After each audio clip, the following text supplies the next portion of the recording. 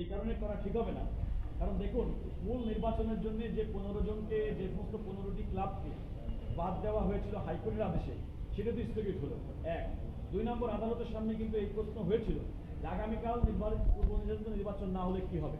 আমি আদালতকে বলেছি যে আমাদের যে ন্যাশনাল স্পোর্টস কাউন্সিল যে আইন আছে, অর্থাৎ সেই আইনের মধ্যে অন্তর্বর্তীকালীন কমিটি করার বিধান সহ আরও নানা রকম বিধান আছে। সুতরাং কোনো কারণে আগামীকাল নির্বাচন অনুষ্ঠিত না হলেও এটা যে কোনো কারণে ক্রিকেট বোর্ড চলবে না এমন কোনো কথা না। আর আমি প্রত্যাশা করব, যেহেতু দুইটা ম্যাটার, দুইটা রিট পিটিশন এখন মাননীয় চেম্বার বিচারপতির আদেশের পরিপ্রেক্ষিতে, স্থগিতাদেশের পরিপ্রেক্ষিতে চেম্বার কোর্ট হাইকোর্ট বিভাগে পাঠিয়েছেন এবং হাইকোর্ট বিভাগের চূড়ান্ত নিষ্পত্তি হবে।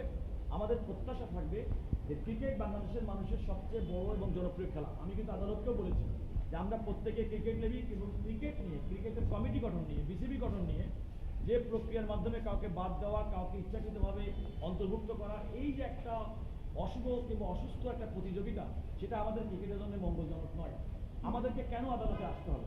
সুতরাং আইন অনুযায়ী নিয়মতান্ত্রিকভাবে, গঠনতান্ত্রিকভাবে যদি বাংলাদেশ ক্রিকেট বোর্ড পরিচালিত হয়, তাহলে কারণেই কিন্তু আদালত আসার প্রয়োজন পড়ে না।